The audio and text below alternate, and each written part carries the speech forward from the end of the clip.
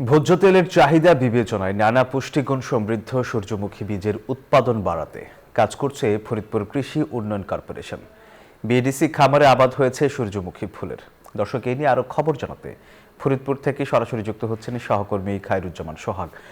সোহাগ, ফলন কেমন দেখছেন আর কৃষি গবেষকরা কি বলছেন? ধন্যবাদ সোহাগ। আপনি জানেন যে সূর্যমুখী তেলের যে নানা পুষ্টিগুণ সমৃদ্ধ, সেই পুষ্টিগুণ সমৃদ্ধ হওয়ার কারণে আমরা দেখতে পাচ্ছি যে এর চাহিদা দিন দিন। এই কারণে এই সূর্যমুখী তেলের কিন্তু বিদেশ থেকেও আমদানি অনেক করা হয়ে থাকে।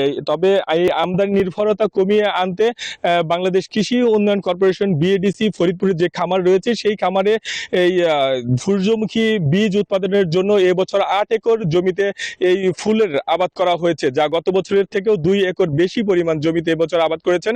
আমরা কথা বলেছিলাম কৃষি সম্প্রসারণ অধিদপ্তরের সঙ্গে, আমাদেরকে যেমনটি জানিয়েছেন যে এবছর সূর্যমুখী যে আবাদের লক্ষ্যমাত্রা নির্ধারণ করা হয়েছিল 18 হেক্টর জমিতে। তবে কৃষকরা ভালো দাম পাওয়ায় এবং ফলন ভালো হওয়ায় এবছর লক্ষ্যমাত্রার চেয়েও বেশি জমিতে 23 হেক্টর জমিতে এবছর এই সূর্যমুখীর আবাদ করেছেন।